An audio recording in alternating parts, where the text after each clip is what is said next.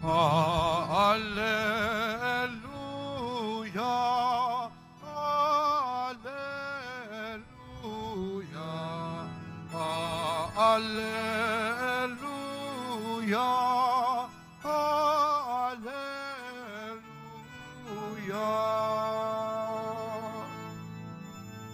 Mapalad at maligaya ang sumasampalataya sa di nakita ng mata. Alleluia, Alleluia, Alleluia, Alleluia.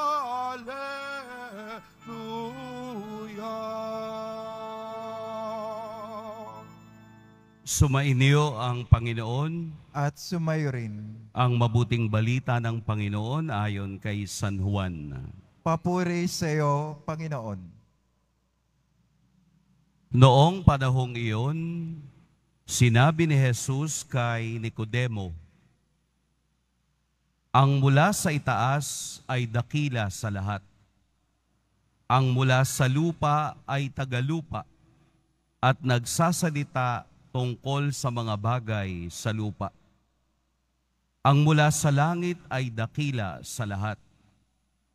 Pinatotohanan niya ang kaniyang nakita at narinig, ngunit walang naniwala sa kaniyang patotoo.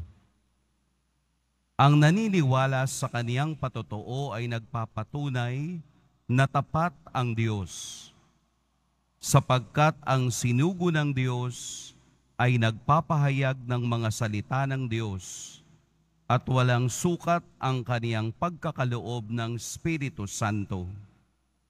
Minamahal ng Ama ang Anak at ibinigay sa Kaniya ang kapamahalaan ng lahat ng bagay. Ang nananalig sa Anak ay may buhay na walang hanggan, ngunit ang hindi tumatalima sa Anak, hindi magkakaroon ng buhay. Mananatili sa Kaniya ang poot ng Diyos. Mga kapatid, ang mabuting balita ng Panginoon. Pinupuri ka namin, Panginoong Hesukristo. Magsuyo po muna lahat. Magandang umaga po sa lahat.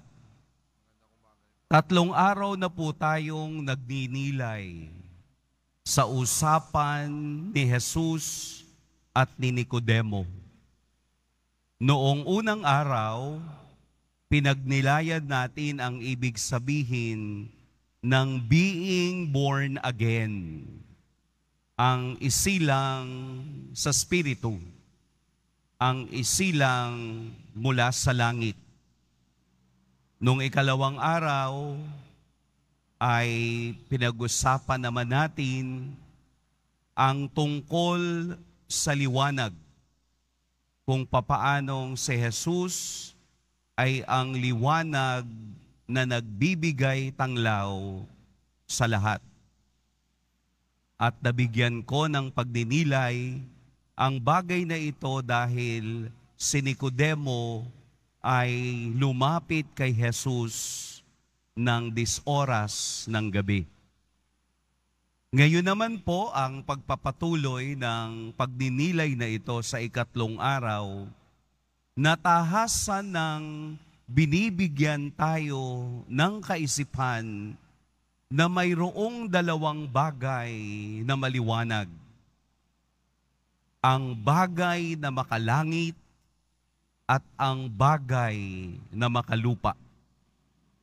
Ang nanggaling sa langit ay banal at puspos.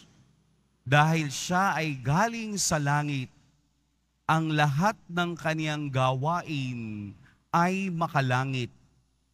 At dahil ito ay makalangit, ito ay nagbibigay sa lahat ng nakikinig sa kaniya ng patotoo at katunayan na mayroong langit.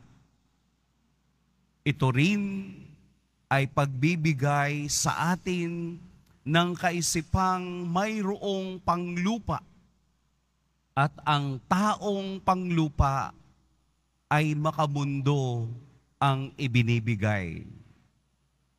Maliwanag din po sa Ebanghelyo na kung makikilala natin at mapapatotohanan ang paniniwala sa galing sa langit, walang iba kung hindi si Jesus na inibig ng Ama.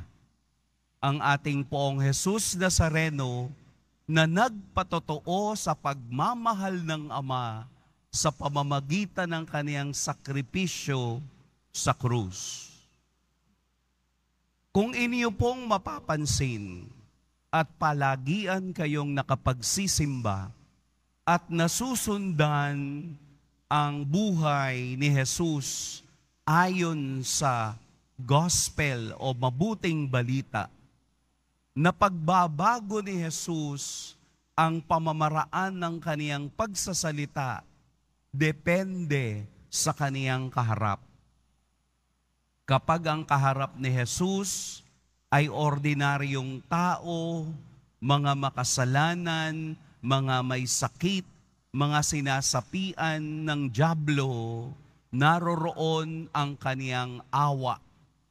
Naroroon ang kaniyang pagpapakita ng pagmamahal na kailangan ng mga taong ito ang kapangyarihan at kalwalhatian ng Diyos. Kapag ang kaharap ni Jesus ay mga Pariseo at Eskriba, diretso ang kaniyang mga salita. Laging pumupunto kung sino ang mga taong ito. Mga mapag-imbabaw. Nang kausap naman niya si Nicodemo, dahil kilala si Nicodemo bilang isang Pariseo na may pinag-aralan. Dahil si Nicodemo ay nag-aral sa batas ni Moses. Kaya alam niya ang lahat ng batas from the letters of the law. Kaya kung maalam ang iyong kaharap, kailangan ding maalam ang iyong sagot. Kaya ang taong maalam, ang taong nakaugnay sa salita ng Diyos, ang makauunawa ng ebanghelyo na ating nabanggit. Malalim, pero mauunawaan ito ng taong bukas ang isip sa kapangyarihan at kalwalhatian ng Diyos. Systematic, ibig sabihin, step by step, itinuturo ni Jesus sa ating lahat kung saan siya nagmula at ano ang kaniyang pinagmulan. Nang dahil sa pag-ibig na nabuo ng Ama at ng Anak, nagkaroon ng katuparan ang kaligtasan at pagliligtas sa ating lahat. Subalit ito ang katotohanan. Sa kabila ng pagpatotoo na si Jesus ay galing sa langit, marami pa ring hindi naniwala. Bakit? Dahil ang kaisipan ng tao ay nasa kaisipan ng panglupa. Kaya tayong mga tagalupa, ang laman ng ating kaisipan, ang ating sinasalita ay nasa batayan ng pagiging lupa. Subalit ang mga salita ni Jesus, dahil siya'y galing sa langit, makalangit ang palagi niyang ibinibigay. Ano yung bagay na makalangit? Pagpapatawad, pagmamahal, pagtanggap, kaligtasan, paraiso, buhay na walang hanggan. Ito ang mga bagay na makalangit. Pero ano yung bagay na makalupa? Alam na natin yun. Kasalanan. mga bagay na makalupa na akala natin ay makapagliligtas sa atin. Ano pa yung bagay na makalupa? Pagiging gahaman sa pera, posisyon, kasikatan, lahat ng iyon, bagay lamang na nakapagbibigay sa atin ng sandaling kasiyahan. Pero ang ibinibigay ng Diyos ay ang kaniyang buhay na walang hanggan. Kaya tayo ay pinababalik ng Ebanghelyo ngayon sapagkat ang Espiritu na kaniyang pinagkakaloob ay walang sukat. Ibig sabihin po ng walang sukat ay limitless. Walang katapusan ang pagmamahal ng Diyos sa mga taong gustong maligtas at makasama sa mga bagay na makalangit. Hindi nauubos ang pagmamahal ng Diyos sa mga taong palagiang bumabalik sa Kanya at nagsisisi sa mga kasalanang ibinibigay ng mga bagay na makalupa. Dahil kahit kailan at kahit anong panahon at pagkakataon, ang mga bagay na makalupa ay hindi magdadala sa atin sa kaligtasan at buhay na walang hanggan. Hindi ka maliligtas ng pera, hindi ka maliligtas ng iyong posisyon, hindi tayo maliligtas ng ano pang bagay na makalupa. Dahil darating ang araw, tayong lahat ay mabubulok, tayong lahat ay babaho, tayong lahat ay mawawala, tayong lahat ay tunay na hindi na makikilala ng iba dahil ang bagay na makalupa ay nawawala ng kwenta sa kaniyang takdang panahon. Kaya nga po habang tayo'y nagkakaroon pa ng pagkakataon, araw-araw na binibigay ng Espiritu na mabuksan ang ating kaisipan sa mga bagay na makalangit, araw-araw ang pagkakataong ito ay pagpapakita na tayo ay tumalima sa anak dahil nasa anak ang kapangyarihang banal na ibinigay ng Ama.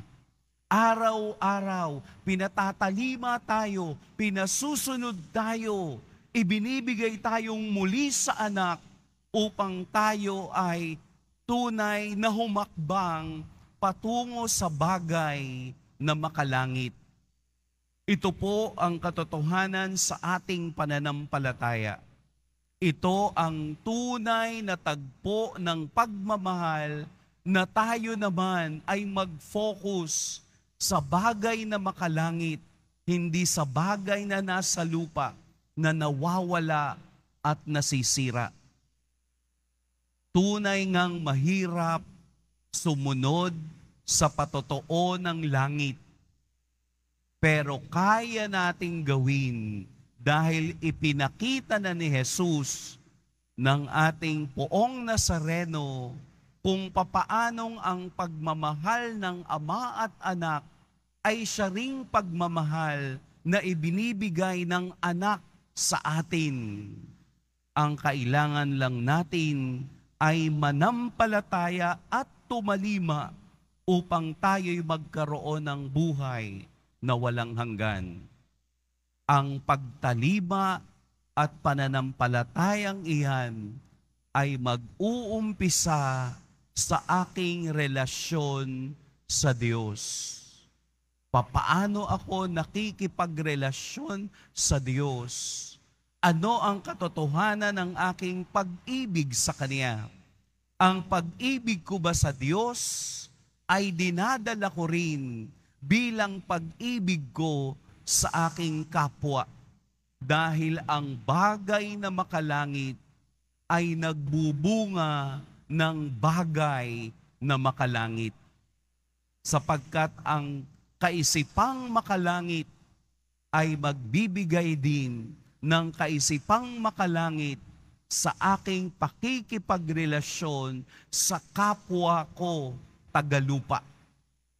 Kaya nga napakaliwanag na pinag-iiba ng Ebanghelyo ngayon kung ano ang ating priorities. Bagay ba na makalangit o bagay na makalupa? Sapagkat kapag ang pinili natin ay makalangit, ang pangako ng kaligtasan ay tunay. Sapagkat sa Ebanghelyo, maliwanag, ang nananalig sa anak ay may buhay na walang hanggan. Ngunit ang hindi tumatalima sa anak, hindi magkakaroon ng buhay. Mananatili sa kanya ang poot ng Diyos.